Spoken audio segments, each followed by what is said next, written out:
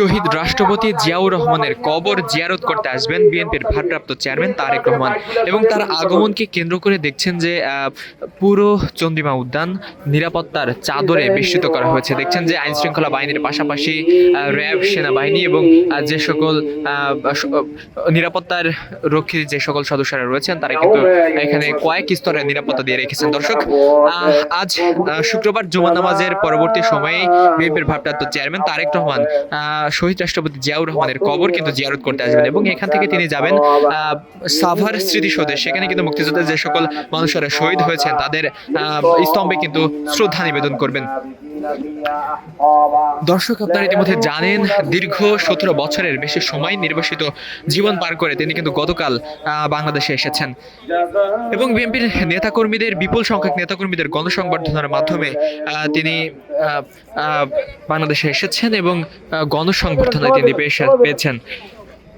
দর্শক, আপনারা জানেন কাল দুপুর 12টা নাগাদ বিএনপির ভারপ্রাপ্ত চেয়ারম্যান তারেক রহমানকে বহনকারী যে বিমানটি, সেই বিমানটি কিন্তু হযরত শাহজালাল আন্তর্জাতিক বিমানবন্দরে অবতরণ করেছিল এবং পরবর্তীতে তিনি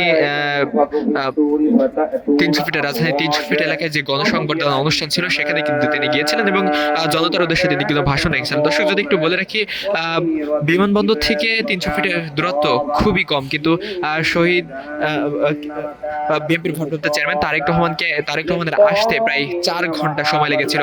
কারণ সারা বাংলাদেশ থেকে বিভিন্ন জেলা, উপজেলা, বিভিন্ন ছোট ছোট গ্রাম থেকে যে সকল নেতাকর্মীরা ছিল তারা কিন্তু রাজধানীর 300 ফিট এলাকায় এসেছিল তারেক রহমানকে দেখার জন্য এবং তার ভাষণ শোনার জন্য, তার কথা শোনার জন্য। দীর্ঘ 17 বছর পর তিনি দেশে এসেছেন এবং কিছু সময়ের মধ্যেই তিনি এই শহীদ রাষ্ট্রপতি জিয়াউর রহমানের কবরে আসবেন এবং সেখানে তিনি কবর জিয়ারত করবেন। দর্শক, যদি একটু জানিয়ে রাখি যে বিমানবন্দর থেকে তিনি প্রথমে এসেছিলেন 300 ফিটে, সেখানে গণসংবর্ধনা নিয়েছিলেন। সেখানে বিভিন্ন রাজনৈতিক কর্মীরা ছিল, বিভিন্ন নেতাকর্মীরা ছিল, তারা কিন্তু বিএনপির ভারপ্রাপ্ত চেয়ারম্যান তারেক রহমানকে গণসংবর্ধনা দিয়েছিলেন এবং তারপরে তিনি 300 ফিট এলাকা থেকে তিনি সরাসরি গিয়েছিলেন রাজধানীর এভার কেয়ার হাসপাতালে। বিএনপির চেয়ারপারসন বেগম খালেদা জিয়া দীর্ঘ 1 মাস যাবৎ গুরুতর অসুস্থ অবস্থায় কিন্তু ভর্তি রয়েছেন। মূলত রাজধানীর এভার কেয়ার হাসপাতালে বিএনপির চেয়ারপারসন বেগম খালেদা জিয়ার সাথে দেখা করতে তিনি গিয়েছিলেন এবং সেখান থেকে তিনি তার যে বাসভবন রয়েছে গুলশানে বাসভবন ফিরোজায় কিন্তু দেশে তিনি ফিরে গিয়েছিলেন। দর্শক, আমরা দেখেছিলাম গতকাল থেকেই ঢাকা শহরে তারেক রহমানকে নিরাপত্তা দিতে অতিরিক্ত আইন শৃঙ্খলা বাহিনী মোতায়েন করা হচ্ছে। কালকে আমরা দেখেছি যে আইন শৃঙ্খলা বাহিনীর কড়া নিরাপত্তার মাধ্যমে তারেক রহমান বিমানবন্দর থেকে 300 ফিট এলাকায় এসেছিলেন এবং সেখান থেকে তিনি এভার কেয়ারে গিয়েছিলেন এবং দেখছেন যে তিনি বলেছিলেন যে কিছু সময়ের মধ্যেই তিনি শহীদ রাষ্ট্রপতি জিয়াউর রহমানের কবর জিয়ারত করতে আসবেন। তারই ধারাবাহিকতায় দেখছেন যে চন্দ্রিমা উদ্যানের পুরো শহীদ রাষ্ট্রপতি জিয়াউর রহমানের যে কবর রয়েছে সেই কবরের চারিপাশেই অতিরিক্ত আইন শৃঙ্খলা বাহিনী মোতায়েন করা হয়েছে।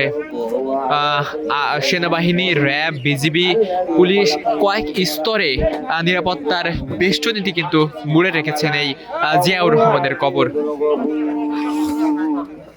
الذي خلق السبع سماوات طباقا ما ترى في خلق الرحمن من تفاوت فارجع البصر هل ترى من فطور ثم ارجع البصر كرة ينقلب إليك البصر خاسئا وهو حسير ولقد زينا السماء الدنيا بمصابيح وجعلنا رجوما للشياطين।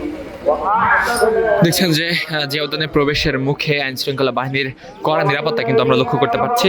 রাস্তার 2 ধার ধরে পুলিশ, র্যাব এবং বিজিবি যে সকল সদস্যরা রয়েছে সেই সদস্যের তৎপরতা কিন্তু আমরা লক্ষ্য করতে পারছি, যাতে কোনো ধরনের কোনো অপ্রীতিকর ঘটনা না ঘটে সেই ব্যাপারেই কিন্তু তারা তৎপর রয়েছেন।